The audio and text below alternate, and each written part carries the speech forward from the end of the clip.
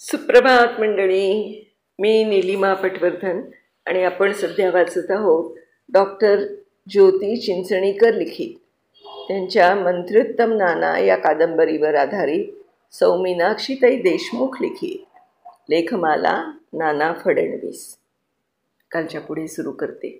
काल आपण बघितलं की नारोपंत आले होते आणि एका नाजूक गोष्टीबद्दल त्यांना नानांशी बोलायचं होतं आणि त्यांचा सल्ला घ्यायचा होता. तर बघूया आता काय आहे ते. नारोपंतांना घेऊन नाना माडीवरच्या दालनात बसले. सदोबाला म्हणाले, कोणालाही वर पाठवू नकोस. बोला पंत, काय समस्या आहे?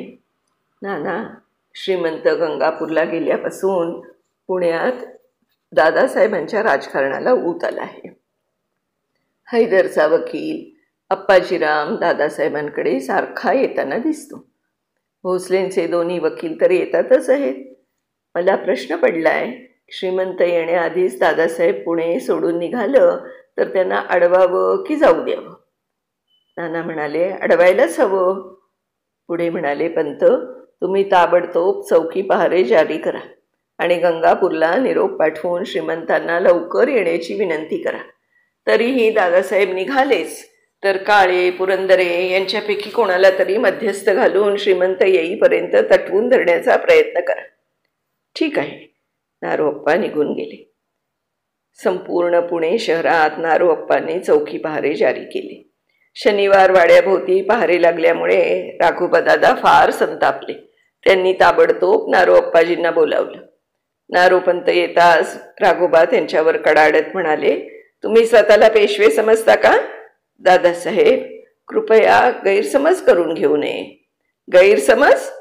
वाड्याभोवती पहारे उभे करून आम्हाला स्थानबद्ध करू पाहता हा गैरसमज आहे का? दादासाहेब, रागावू नका. श्रीमंतांनी माझ्यावर जबाबदारी. नारोपंत, श्रीमंतांनी कसली जबाबदारी दिली? स्वतःच्या काकाला या राघो भरारीला कैद करायची. दादासाहेब, एक शब्द बोलू नका. अटकेपार झेंडे लावणाऱ्या या राघो भरारीला तुम्ही काय समजता? कोण आहे रे तिकडे? सखाराम, साखणच्या मैदानावर पहिल्या मुक्कामाचे डेरे उभे करण्याची तयारी करा. बघतो मला कोण अडवतो. मी आत्ताच्या आत्ता इथून बाहेर पडणार. राघोबांना मुजरा करून मुकाट्यानं नारोपंत बाहेर पडले. नारोपंत तात्काळ श्रीकृष्णराव काळे, मोरोबा फडणीस, पुरंदरे इत्यादी मातब्बरांच्याकडे जाऊन त्यांच्या कानावर ही गोष्ट घालून एक दिवस दादासाहेबांना थांबवून घेण्याची विनंती केली आणि पुन्हा श्रीमंतांना तातडीचा निरोप रवाना केला. दुसऱ्याच दिवशी पेशवे नारायणराव पुण्यात आले. तातडीचा दरबार भरवला. हैदरचा वकील अप्पाजीरामला हातापायात बेड्या घालून दरबारात पेश केलं. श्रीमंतांनी विचारलं, याच्यावर काय आरोप आहे? नारोपंत बोलण्याआधीच अप्पाजीराम म्हणाला, श्रीमंत, दुसऱ्या राज्यातील वकिलाला अशी वागणूक देण्याची छत्रपतींच्या राज्यातली रीत आहे का? नारोपंतांनी त्यांच्याकडून जप्त केलेले दस्तऐवज श्रीमंतांपुढे ठेवले. काय काय आहे? दादासाहेबांनी हैदरला लिहिलेली पत्र, अप्पाजीरामांना हैदरकडून आलेली पत्र, दादासाहेबांनी आमच्या वतीनं काय आश्वासन दिलं इत्यादी. हां, आता बोला वकील अप्पाजीराम. परदरबारी राहून अशा कारवाया करण्याची तुमच्या दरबारची रीत आहे का? अप्पाजीराम सरळ श्रीमंतांकडे पाहत म्हणाला, मी फक्त दादासाहेबांचा निरोप आमच्या मालकांपर्यंत पोहोचवला. यात कसला गुन्हा? त्याच्या उद्धट बोलण्याने नारायणरावांच्या संतापाचा पारा चढला. निर्लज्ज, दगाबाज, वरतोंड करून गुन्हा कसला म्हणून विचारतोस? तुला हत्तीच्या पायीच दिलं असतं, पण वकील म्हणून आलास. तू तुझा धर्म सोडलास तरी आम्ही नाही सोडू शकत. नारोपंत, याला पुरंदरच्या किल्ल्यात ठेवा. आणि अप्पाजीराम म्हणाला, पत्र पोचवणाऱ्याला कैद तर पत्र लिहिणाऱ्याला कोणती शिक्षा? संतापाने नारायणरावांचा तोल गेला.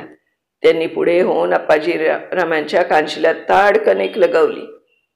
श्रीमंतांच्या हातून आणखी काही विपरीत घडू नये म्हणून बापू पुढे येऊन म्हणाले, श्रीमंत, या यत्किंचित माणसाला काय महत्व देता? शांत व्हावं. श्रीमंत थोडे शांत झाले. म्हणाले, नारोपंत, याला कैदेतही हातापायात बेड्या घालूनच ठेवा. मी सांगितल्याशिवाय बेडी उतरवायची नाही. आज्ञा. आप्पाजीरामाला नारोपंत घेऊन गेले. गारद्यांचा प्रमुख सुमेर सिंगाला बोलावलं. तो आल्यावर श्रीमंत त्याला म्हणाले, सुमेर सिंग, आत्ताच्या आत्ता बदामी महालाभोवती गारद्यांचा पहारा बसवा. काकांना कळवा, आम्ही त्यांच्यावर नजरकैद जारी केली आहे. बापूंनी बोलण्याचा प्रयत्न केल्यावर श्रीमंतांनी हाताच्या इशाऱ्यानं गप्प बसण्यास सांगितलं. दरबार बरखास्त झाला. दरबारातून बाहेर पडल्यावर श्रीमंत पार्वतीबाईंच्या महालात आले. पार्वतीबाई आणि नारायणरावांची 15 वर्षांची पत्नी गंगाबाई बोलत होत्या. नारायणराव आत आलेले पाहताच गंगाबाई संकोचून उभ्या राहिल्या. पार्वतीबाई म्हणाल्या, ये नारायणा, बस इथेच. नारायणरावांनी काकूंना वाकून नमस्कार केला. स्थानापन्न झाले. नारायणरावांच्या चेहऱ्यावरचा क्षोभ पाहून पार्वतीबाईंनी विचारलं, नारायणा, काय झालं? काकू, आजपासून बदामी महालाभोवती पहारे बसवले. काकींनी डोक्याला हात लावला. नारायणा, तुमची राजकारणं मला कळत नाहीत, पण भाऊजींचा स्वभाव माहीत आहे ना, तो कली स्वस्थ बसणार नाही. त्यांची अघोरी वृत्ती आणि अनुष्ठान पुन्हा चालू होईल. माधवलाही सांगितलं होतं, पण त्याने ऐकलं नाही. तू तरी आता विषयाची परीक्षा कशाला पाहतोस? काय करू काकू, काकांच्या कितीही कलानं घेतलं तरी त्यांचा मूळ स्वभाव जात नाही. त्यांना घरात स्वस्थ बसवल्याशिवाय राज्यकारभार करणं अशक्य आहे. नारायणा, तुझं वय लहान, अनुभव कमी, त्यात कालच तू मातोश्रींना भेटून आलास आणि आज लगेच काकांना कैद केलंस, म्हणजे मातोश्रींनी सल्ला दिला असं जग म्हणणारच. नाही काकू, मातोश्रींचा यात काही संबंध नाही. इथले काकांचे कारस्थान बघून मला हे पाऊल उचलावं लागलं. बघ, पूर्ण विचार करून योग्य वाटेल तसं वाग, काळजी घे. शनिवार वाड्यातील वातावरण अतिशय संशयास्पद आणि गढूळ झालं होतं. श्रीमंत नारायणराव पेशव्यांबद्दल जेवढं मन कलुषित करता येईल तेवढं केलं जाऊ लागलं. यातच श्रीमंतांचा आतताईपणा, रागीट स्वभाव, त्यांच्याविषयीचं मन सगळीकडून प्रतिकूल होत होतं.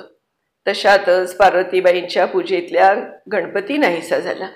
नेमका त्याच वेळी तुळाजी पवार त्यांच्या महालातून संशयास्पद स्थितीत बाहेर निघताना श्रीमंतांनी बघितला. गणपतीची मूर्ती नाहीशी झाल्याचं कळताच श्रीमंतांनी त्याला चापकानं फोडून काढलं. तुळोजी पवारच्या डोक्यात सुडाचा अंगार पेटला.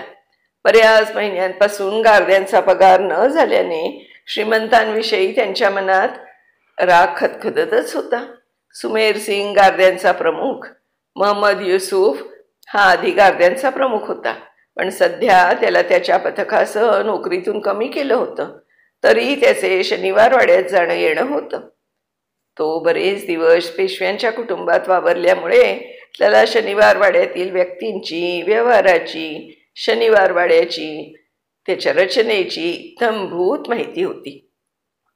हा महम्मद युसूफ सुमेर सिंगला भेटून त्याचंही मन श्रीमंतांविषयी कलुषित केलं त्यांनी.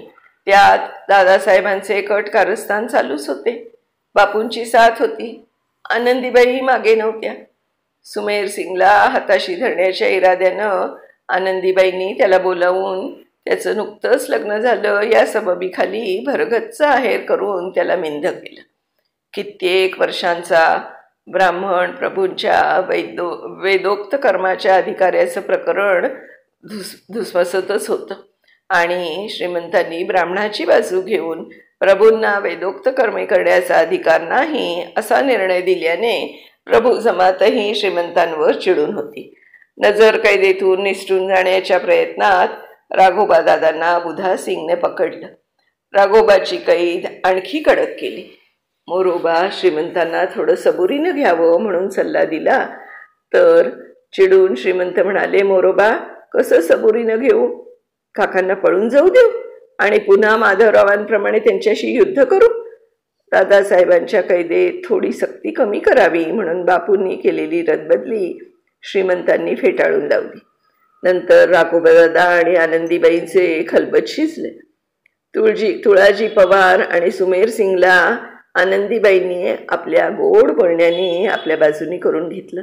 रक्षाबंधनाच्या दिवशी आनंदीबाईंनी सुमेर सिंग आणि मोहम्मद युसुफला धर्माचा भाऊ म्हणून वचनात अडकवलं आणि त्यांच्या हातावर राख्या बांधल्या.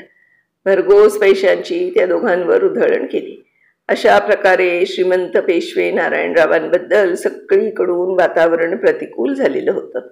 रक्षाबंधनाच्या 2 दिवसानंतर सुमेर सिंग, त्याचा सहकारी खरक सिंग, मोहम्मद युसुफ आणि तुळा पवार यांच्यात बराच वेळ खलबत शिजली. शेवटी तुळा पवार म्हणाला, मोहम्मद, दादासाहेबांनी दिलेली चिठ्ठी आण इकडे. त्या चिठ्ठीत गारद्यांना 3 लाख देऊन नारायणरावास धरावं असा करार होता. तुळा पवारला श्रीमंतांनी मारलेल्या चापकाच्या प्रत्येक फटक्याची आठवण झाली की त्याची सुडाची भावना अधिक तीव्र होई. मला मारलेल्या प्रत्येक चापकाच्या फटकाऱ्याचा हिशोब तलवारीच्या एका घावाने चुकता करायला हवा. त्याचे हात त्यासाठी शिवशिवत होते. पुण्यात घरोघरी गणपतीची तयारी सुरू झाली. नानासाहेब पेशव्यांपासून गणेशोत्सवाचे 10 दिवस जेवणावळी आणि इतर कार्यक्रम व्हायचे. माधवरावांनीही ती परंपरा कायम ठेवली होती, पण त्यांच्या तब्येतीमुळे गेल्या 2 वर्षात गणेशोत्सव नावालाच झाला होता. म्हणून यंदा पर्वतीवर गणपती बसवण्याचा आणि मोठ्या प्रमाणावर उत्सव करण्याचा नारायणरावांनी ठरवलं. त्याप्रमाणे पर्वतीवर गणेशोत्सव जोरात सुरू होता. रोज मेजवानी झडू लागली. भजन कीर्तनापासून पोवाडे लावण्यांच्या बैठकीपर्यंत विविध कार्यक्रमांनी पुणे शहरवासी विविध रंगात न्हावून निघू लागले. आज उत्सवाचा 9वा दिवस. रघुजी आंग्रे श्रीमंतांच्या भेटीला आले होते. त्यांची छावणी पर्वतीजवळच होती. आज लवकर आटपून पर्वतीवर जाण्याआधी रघुजींची भेट घेण्याच्या हेतूने श्रीमंत बाहेर निघणार. तेवढ्यात त्यांची पत्नी गंगाबाई यांनी त्यांना अत्तराचा हाया दिला. पत्नीचा उतरलेला चेहरा पाहून श्रीमंतांनी विचारलं, तुमची तब्येत ठीक नाही का? काल कार्यक्रमातही आला नाहीत. तसं काही नाही, थोडंसं बरं वाटत नाही. काय होतंय? त्यांनी मान खाली घातली. पत्नीचा हात हातात घेऊन प्रेमानं विचारलं, सांग ना काय होतंय. गंगाबाईंचा चेहरा लाजून लालेलाल झाला. शब्द निघेना. कसं बसं म्हणाल्या, नंतर सांगेन. नाही, आत्ताच सांग. नको, दुपारी आपण देवदर्शन करून आलात की सांगेन.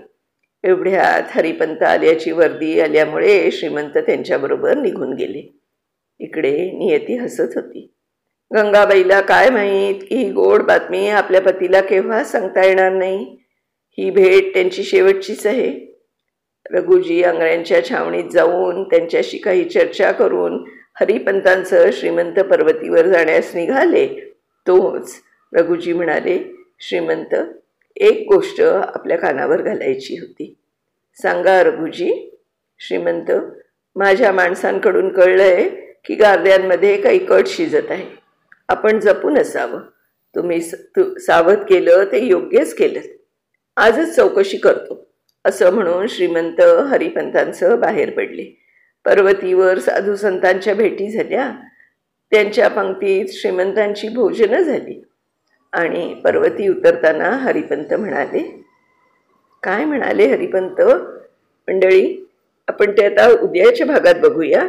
तर तोपर्यंत मी नीलिमा पटवर्धन आपली रजा घेते. मीनाक्षीताईंचे पुनश्च एकदा आभार मानते. नमस्कार. उद्या भेटूया.